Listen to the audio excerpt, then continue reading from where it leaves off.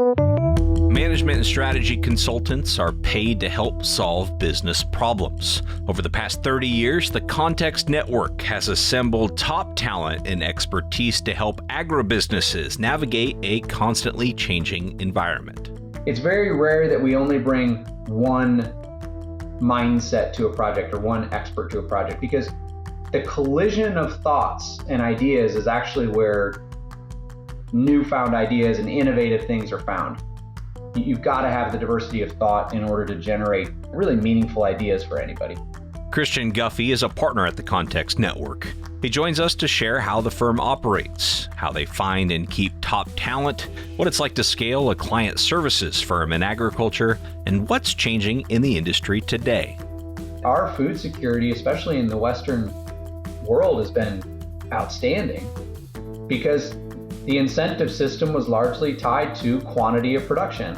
And now we're moving to a system, we certainly value quantity, but we also value sustainable agronomic production practices. We also value the ability to understand where and how our food is produced. We fill in the blank. Okay, well, that incentive system needs to change accordingly then too. And we're still wrestling through that. Christian Guffy of the Context Network on today's Future of Agriculture podcast. Well, hello, fellow Ag Nerd. Thank you so much for joining me for another episode of the Future of Agriculture. My name is Tim Hamrich, and every week you and I get to hear from the farmers, founders, innovators, investors, the people shaping the future of the ag industry. I'm very pleased that this quarter, the Future of Agriculture podcast, is brought to you by our quarterly presenting sponsor, which is SwapMaps. Because when you know more, you grow more. SwapMaps variable rate technology helps you understand the why of field variability and how to better manage it. Understanding soils is the core of a successful fertility program, and SwapMaps allows you to map, measure, and better manage your soils using data that accurately delineates areas with similar fertilizer response characteristics. Turn your data into actionable value with SwapMaps. They're your trusted variable rate provider on millions of acres currently with a 98% retention rate. SwapMaps, they do variable rate right. Learn more at swapmaps.com. Book a consultation or just check out more information. That's swapmaps.com. But you don't have to take just my word for it. Listen to Tyler Kessler talk about how SwapMaps opened his eyes to the potential of variable rate and how it's worked for him as both a farmer and agronomy consultant working in southern Saskatchewan. I started being introduced into SwapMaps, and that really was the kind of the turning point of where I believed it started to make sense for me. I could see it started making sense for the clients. And it was the base layer of if you're actually dealing with physical properties. You're not dealing with just yield maps. You're not dealing with imagery to try and, market a scalable business. In our case, we've got 99% retention. Anyone that has tried it continues to increase their acres and they want more. Again, their website is swapmaps.com, where you can learn more. Thank you again to SwapMaps for supporting Ag Innovation and the Future of Agriculture podcast. All right, now back to our featured conversation with Christian Guffy of the Context Network.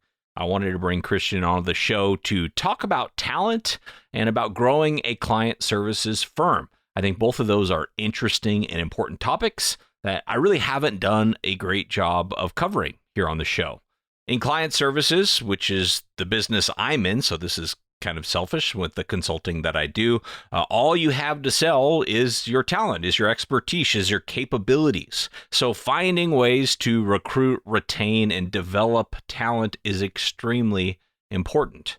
It's important to any business, obviously, but especially in a business where your people's abilities is really the only thing you have to offer. Christian had some great perspective on this in today's episode and some interesting insights into the way Context operates. For some quick background here and some context on Context, Christian's a partner at the Context Network and has been with the firm in a variety of roles for 10 years now. He has a wide range of experience in working with clients across the food and agriculture value chain with notable focus on the upstream crop and animal sectors. He's worked with clients in the development and execution of strategic plans along with market and competitive intelligence. He also advised companies on corporate financial planning, including capital expenditures, business unit divestitures, and strategic acquisitions. Context clients are many of the largest companies in the agriculture industry, including manufacturers in crop protection, animal health, ag equipment, seeds, processing and handling, and many others. And if that sounds a little bit vague, like, hey, you didn't even mention any specific clients, it's because it's extremely confidential, the type of work he does. He operates at some very high levels on some very confidential conversations. So we do have to generalize a bit in today's episode. But having worked a little bit with context myself in the past, I can tell you it's really impressive the amount of the industry that they're able to cover. Anyway, I'll drop you into the conversation here where Christian's explaining a bit more about what context does, including some more specific examples. The work that we do where we really pride ourselves on the ability to go deep is on items that are pretty pressing in the here and now, on delivering a business, operating or executing against a P&L, or managing through a product launch, or near-term diligence work on M&A transactions, or a variety of topics. But I'll give a specific example as to the type of work that we've got ongoing right now, just to make it a little bit more tangible for folks. So we're working with a provider in the precision ag space on correction services. So as many folks know, growers have widely adopted things like auto steer and some of the other correction services that are now being used all the way through, not just planting, but also certainly spraying, and even now in tillage. And we're working with that provider to better understand specific pricing models, distribution models, and then variances in different correction services, whether those be cell-based, radio tower-based, or satellite-based, and what are the benefits thereof, both to the end grower, but also then to the broader value chain as a whole. And how do you develop that value proposition, price it accordingly, and then participate in the actual delivery of that service and product through to the grower? So that's just one tangible example, but we get to replicate that type of format across everything from upstream inputs all the way down to a finished food, fuel, or fiber product. But we tend to operate our service offering in really three different chunks of services. One is your typical strategy consulting, which is really setting and establishing the longer term vision for a company or a business unit. The second bucket would then be management consulting, which we spend a lot of time in, which is then the execution of that strategy. How do we actually go live that out? What does that look like when boots really hit the ground on selling or delivering a product or service and ultimately rendering that value to the marketplace? And then the third bucket is really a gap fill, what we call insights. So competitive insights, market intelligence, other things that are ultimately required, notably in a strategy or management consulting project, because we have yet to show up to a project where everybody knew everything they needed to know to make the best decision. So we gap fill that information with primary research to go better inform those decisions. So those are the three different areas that we work with, and a couple project examples among dozens of others, because we'll engage on well over 100 projects a year and have been doing that now for 30 plus years as an organization. Yeah, and you all, have amassed over that 30-year time an incredible amount of insights, speaking to that third bucket there. Before I had any exposure to consulting, one of the questions I had was, all right, you're dealing with a company that has resources, has hundreds or thousands of employees. Why do they need to hire someone from the outside instead of just taking some internal people, put it on there? Is it just for the outside perspective? How do you explain that to someone who hasn't been around consulting before?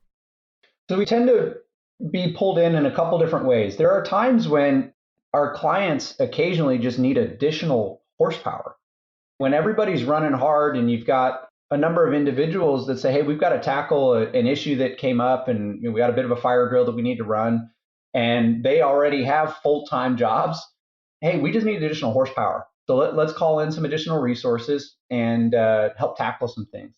And then there's this thought leadership component where the question is less around, hey, I need more bodies and minds and hands and feet, but I need to validate or pressure test an idea or a hypothesis that our team has arrived at, and just ensure we're not missing anything. How do we look around the corner or find our blind spots. I mean, this is stuff that we as individuals are well served in doing on a daily basis too, right? We all have friends that will hold us accountable. Many folks will engage in services, whether that be therapy or otherwise, that you say, hey, let's talk this through and understand it. Or similarly, you hire deep expertise. There's a reason a lot of folks outsource their taxes, right? There's a reason a lot of people outsource their plumbing or their electrical needs. Like, hey, you just know this space well, so you come in and help us do it, or outright do it for us. So a couple different staffing models where sometimes we are just additional horsepower, and then other times we're more of that thought leadership to try and help folks identify blind spots or make them aware of things that they might not otherwise necessarily be privy to. And the last item is that we will go out and engage in that primary research that I mentioned earlier, which is not necessarily context expertise, but it's our ability to go have the conversations with folks that are the customer base or the dealer base or whatever it may well be of our clients, to have a little bit more of a transparent conversation when it's coming from an independent resource rather than a potentially biased player in that value chain. So engage in a number of different ways, and as you can hear, that all of it ends up being bespoke. Yeah, absolutely. And I appreciated the precision ag example earlier. Is there maybe another example you could share to give people a sense of the types of projects you work on? Sure. So another one that we've got running right now, we are working with an early stage company that's developing some really cool products in the animal health space and the animal nutrition space, for that matter, that is in preparation for capital raise. And in this case, we're coming in as additional horsepower because, as folks generally know, these early stage companies are resource constrained, and everybody's running a million miles an hour on the directives they've already got. So when you think about the telling of the story that the early stage company is in, the build out and validation and pressure testing of all of the pro forma financials, both from a revenue side build out as well as a cost side reality check on what's it going to take to really get this thing to be a viable commercial entity. We've done a lot of work around the build out of the pro formas and actually then all of the subsequent bottoms up assumption builds required there. And then there's a lot of advisory work between the fence rows on, how do we think about resource allocation within these earlier stage companies where many times things are being bootstrapped or certainly on a pretty finite and tight budget. So that'd be another example that, very different from the crop side. This is on the animal side of things where we're working with a company that's much earlier stage, pre-revenue, and we're as much a part of the team at this point as anybody because we've been in that organization now for several months. So very different engagements, but really under the same banner of solving challenges. Cool example. Yeah, when I think of context, I always think of like very large mergers and acquisitions type work with big corporate agribusinesses. And it's neat to hear that also the same expertise can also apply to early stage startup. Well, and as you well know, the very large wave of consolidation that came through the crop input space in 16, 17, 18 was one that we were at those tables as well. There were several big acquisitions and subsequent integrations that took place in 2022 and even the early parts of 2023 that we were party to. So the continuum is pretty far and wide in terms of the size and scale of our client base. Some are pre-revenue and some are measured in the multiple billions. But that's kind of the fun of the role. We get to engage across a number of different clients with very different life stages and very different product and service offerings. And I think that's one of the big reasons that our talent pool is one that is willing to engage and stay with context, because the diversity of the project engagement is one that generally suits someone well if they like to bounce around quite a bit. That actually gets right to what I was going to ask you next, which is about talent. I want to go there here for a few minutes. And certainly, if you're on a dozen or more projects in a year, I assume that's a dozen or more different clients that are all located somewhere else in the country or perhaps the world. And the way that you all are structured, you're very decentralized, distributed, remote teams. And so you have to be very okay with that sort of like, I don't want to say inconsistency, but changing of teams, changing of locations. I imagine you have to be very fluid and adaptable for this. We do, and we've been virtual since the start. So context history is a bit interesting in that we've been around now 30 plus years, but the first 10 years was largely under a sole proprietorship with our founder Trey Thomas. The next 10 years was a very early stage partnership that was entirely dependent on either the partners or an independent contractor base. And then about 10, 11 years ago, we started hiring employees and moving more so to this hybrid model. But throughout that time frame, we've always been very virtual. We've had several office locations and still do that we will use as central hubs for folks to land if need be, and they're generally centered around our client hubs as well. But when the rest of the world had to move to virtual here in 2020, we were already there. And we've always been that way. Most of our folks work from home. They're allowed to live wherever they want globally. We have team members around the world. And that actually gives us the ability to touch and cover our clients in a better way, where we tend to have someone that's pretty close to where we need to be at any given time. So virtual workforce does present challenges, notably through face-to-face and person-to-person engagement at times. We have to create that. So we meet as a team in person in order to help generate and build those relationships, and also just have some cross-pollination across the teams. But we also move folks amongst different clients and different teams within context, naturally managing confidentiality as we do that, but really to help ensure folks get a chance to work with different personnel and different types of projects along the way. Right.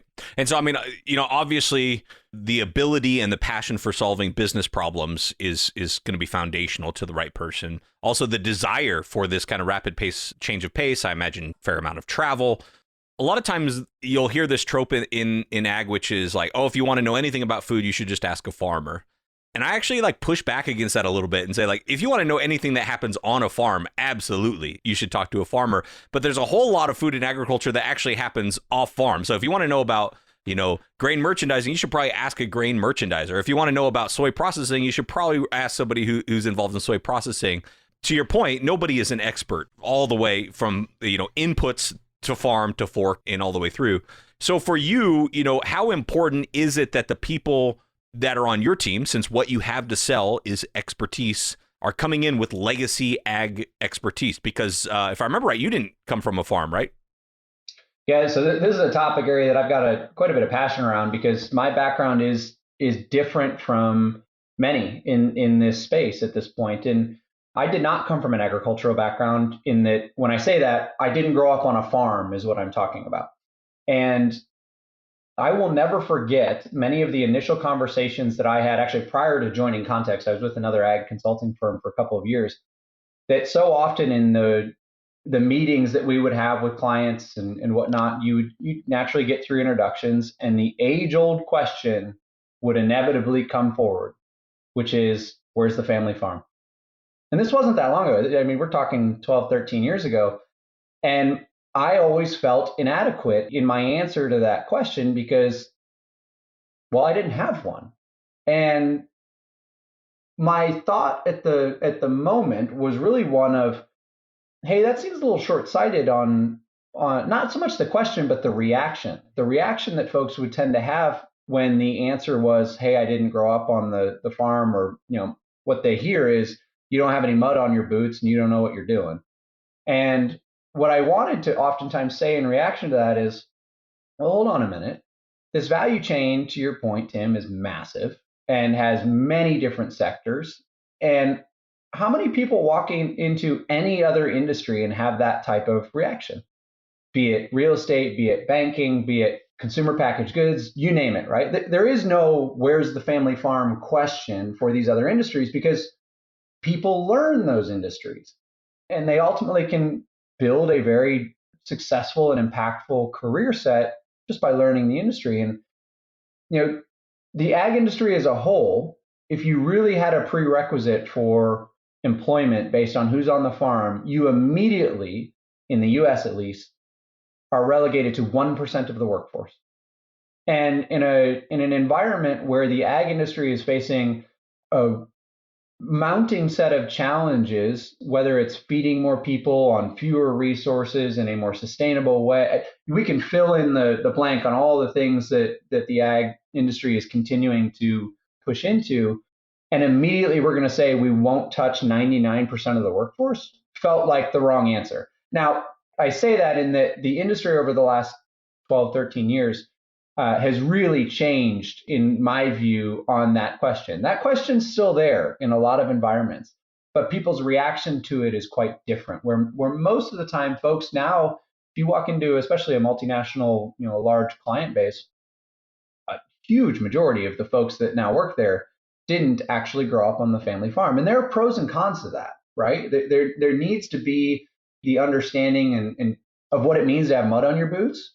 But there are individuals like myself that I do now have mud on my boots because I've adopted the industry and we've moved out and bought property and have some livestock. And so I didn't grow up on the farm, but I actually purposefully chose agriculture and have really come to enjoy the space despite not having the prerequisite of the family farm.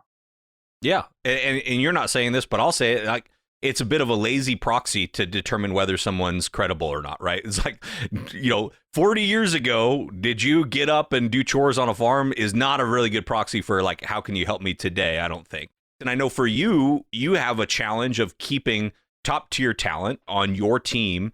What have you found when it comes to problem solving? I don't want to call them gaps, but areas where new employees tend to need some help, because I'm asking as a father, and I look at my kids and I'm like, man, I feel like I had to solve a whole lot more problems in my young life than they're having to solve, and that's my fault as a father. But like, what's that going to do to them when they get out in the work world? It's a great question. So also as a father, we've got 5 young kids running around our place out here, and this is a constant question for us as we think about what is it that you ultimately need to teach and instill into your children or into your employees or whatever it may well be.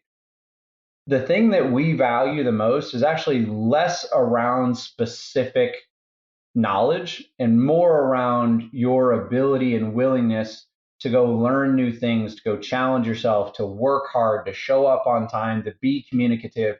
Those are the items that actually serve folks well in a world that's changing faster than we can educate folks against it. So we've all heard this kind of quip, which is you can train someone in an item or you can train them how to think.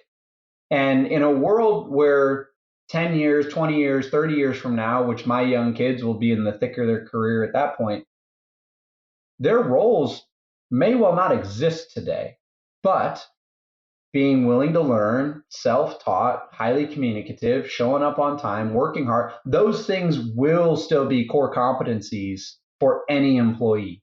And those are the things we value more so than what's the specific hard knowledge that you're bringing in, especially as a more junior member of our team. I was always frustrated when I was coming out of my undergrad that the prerequisites for a lot of these roles were 3 to 5 years of experience. Like, well, where did everybody get the 3 to 5 years of experience? Because you have to start somewhere. And we really do want to value folks that bring some of those intangibles that I won't say you can't teach them, but it's a lot harder to teach those intangibles than it is to teach them an industry or a client or a process by which we're going to solve a problem. Those things are actually readily teachable. Yeah.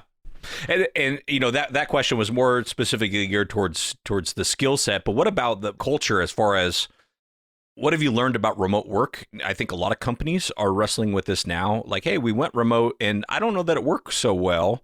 What kind of have you learned about that, both from being an employee, but also having employees that may be less experienced with it than you are?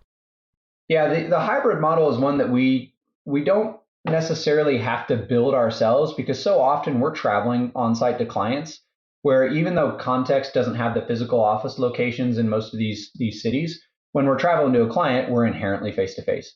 So we do really value the face to face time versus just virtual, which is why we have our annual meeting that's in person every year.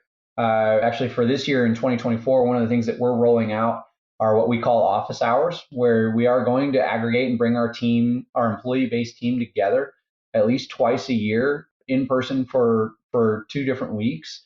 to just work together in the same environment and be able to peek your head over the monitor and say, hey, have you wrestled with this challenge before? Or how have you guys handled this in the past? And that doesn't happen in a virtual environment. And one of the other things that we've seen in these virtual meetings, I had a client point this out to me a couple of weeks ago, is that it's so much more natural when you're in person to develop relationship with one another rather than just when you're on a virtual call, the pleasantries at the front end are very minimal. How was your weekend? How did this go for you? How are the kids?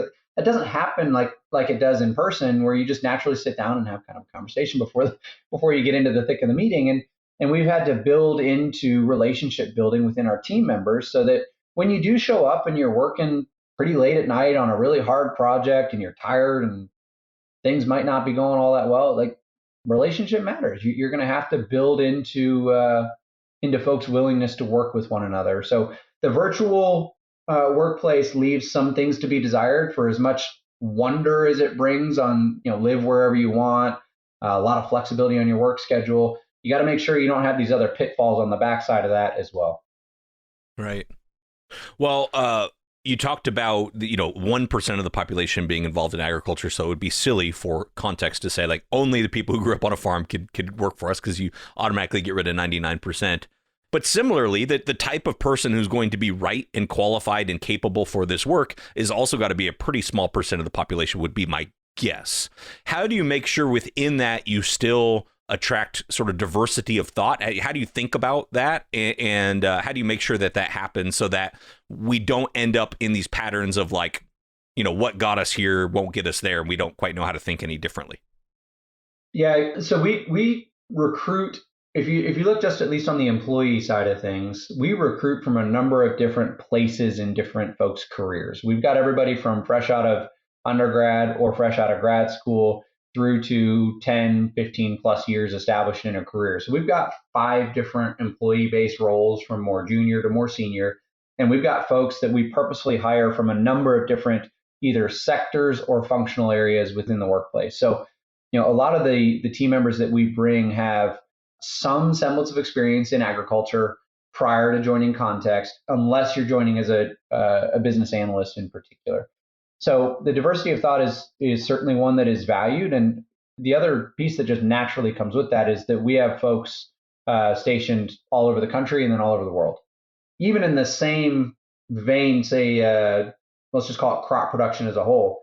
Brazil thinks about and handles crop production different than the US, which is then different than Western Europe, which is different than Eastern Europe. And we've got personnel that touch every one of those regions. So even within the same component, just by having regional diversity, you get the inherent view shift that should come with that. And then, on the independent contractor side or the expert network that we bring, it's very rare that we only bring one mindset to a project or one expert to a project. We almost always put 2 or 3 or 4, even if it's on the same topic, because the collision of thoughts and ideas is actually where newfound ideas and innovative things are found.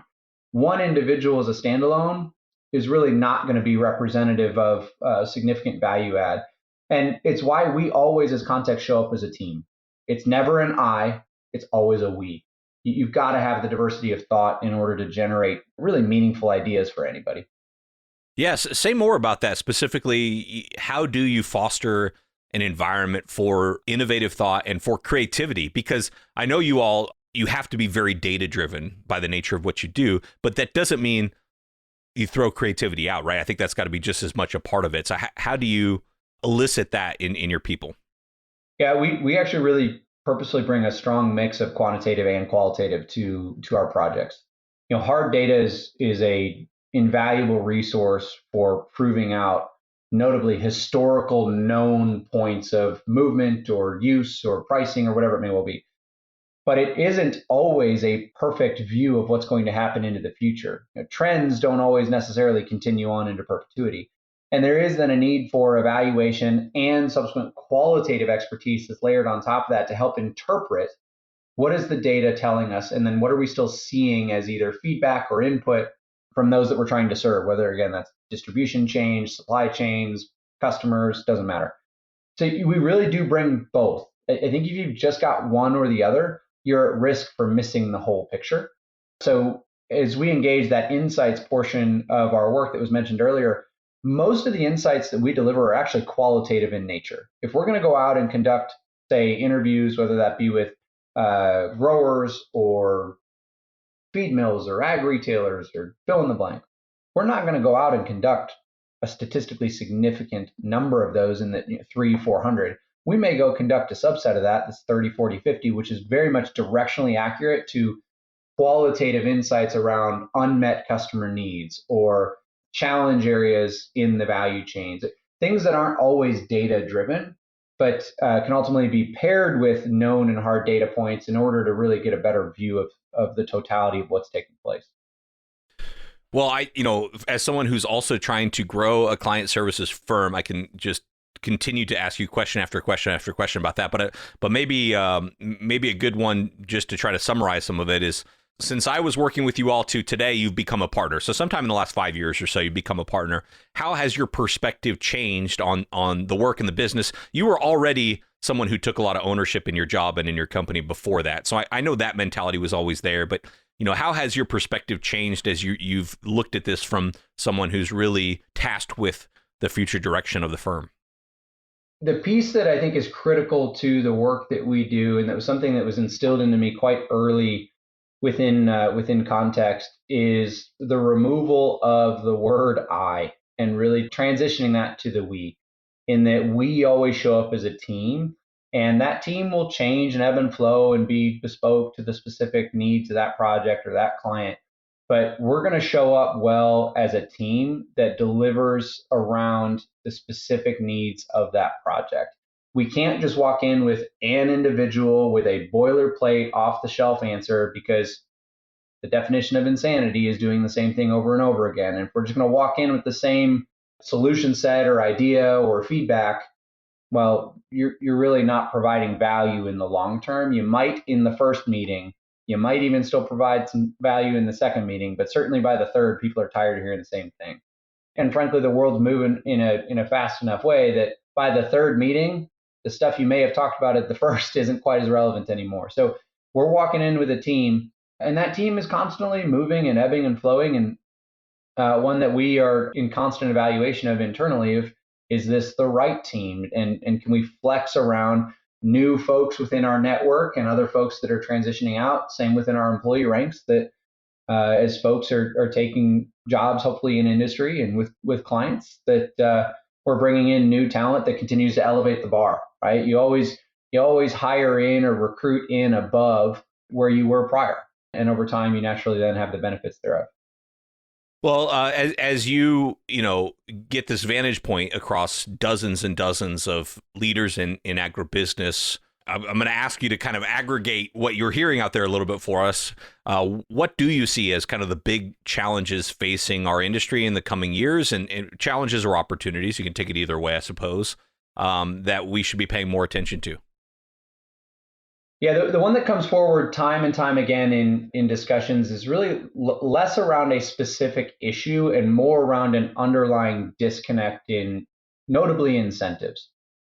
We've got an industry that is continually pulled in more and more fragmented directions.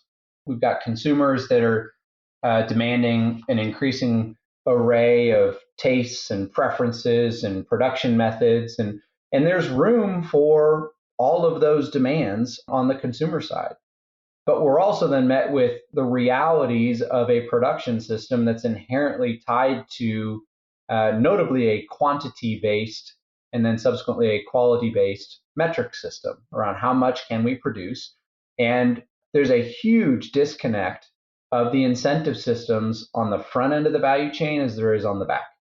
And I think the primary driver of that disconnect is actually a lack of understanding between the consumer base and then the whole, in many cases, of the ag industry. And I go back to even where I was prior to jumping into the ag industry 12, 13 years ago, which is that my only touch point with food production was the grocery store. That's an inherently bad proxy for understanding everything that it took to get that product to the shelf. And similarly, many of the the companies and folks engaged in the ag industry as a whole had not done a fantastic job of telling their story and explaining what goes into food production and the level of complication that can come about. And I don't just mean on farm. I mean all of the steps, even prior to the farm, of all of genetics improvements on both crop and animal, the inputs required to actually produce that product, all of the machinery and the level of complexity to actually produce on time and in a variable weather system. All of these things are required to then move through a processing, handling, logistics, transformation, and sale of a good. We as consumers show up to the grocery store and just expect it to be there. And we don't really know what goes into it.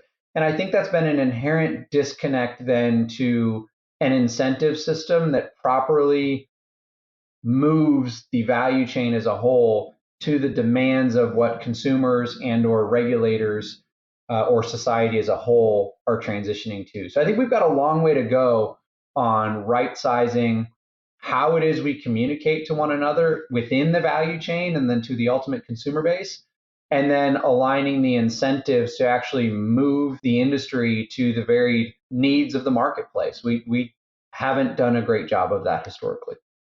Interesting. Yeah. No, that's a problem I'm very, very interested in as well, very passionate about, especially the kind of the how do we align incentives within the industry? Yep, there are a number of organizations that have done some really good work at attempting to solve this, but the size and scale of this industry is such that it's inherently difficult to get all of the right folks in the same room and on the same song sheet. And I don't know that you're ever going to get everybody on the exact same wavelength here, but at least the clarity of expectation and incentives is one that needs to be better communicated within the value chain as a whole. And I one of the things I come back to, especially in the consumer base and why we have such a vocal push to transition in ag production, is that the pace at which our ability, just from a physical perspective, to communicate with one another, notably via the internet, has vastly outpaced our willingness and ability to effectively communicate. And that's a massive disconnect where you have an increasing ability to make the communication actually happen, but the ability to do so effectively has not stayed at pace.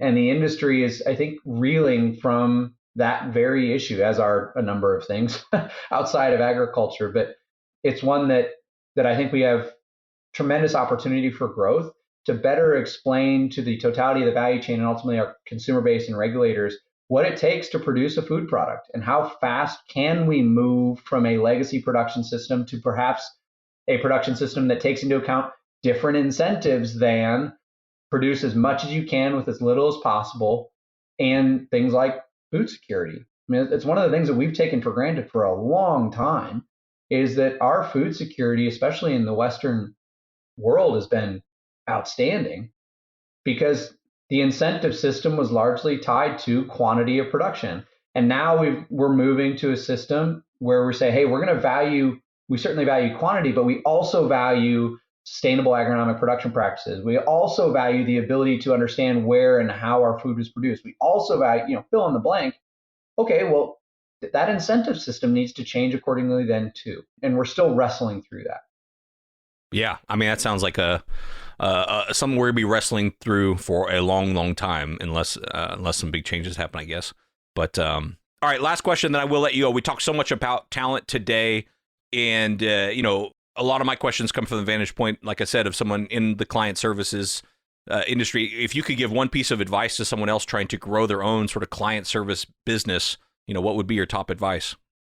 One of the things that's just proven out to be really valuable for us, and even then for me individually, is showing up as human and developing relationships with individuals. There is no getting around the fact that we all have a blend of our business and personal realities, and showing up and developing meaningful, tangible, long-standing relationships with one another has proven out to be the single best thing that I've had instilled in me over the years, and is one that I would encourage others to do as well. The power of a network is real. It's why it's a part of our name. And I do recommend that folks spend the time and energy to get to know folks on a personal level as much as you can as well. And it will serve you well and pay off dividends well into the future for you. All right. Well, that is a great place to end. In fact, I think I'm going to do some of that myself this week. I'm off to World Agritech in San Francisco. I'm sure I'll see some of you there. I'm going to be recording quite a bit of content for some upcoming episodes, but most importantly, we'll be able to see some folks in person that I haven't seen for a long time or maybe never met in person. So really looking forward to that relationship building he's talking about there. Anyway, thank you very much to Christian Guffy for being on the show.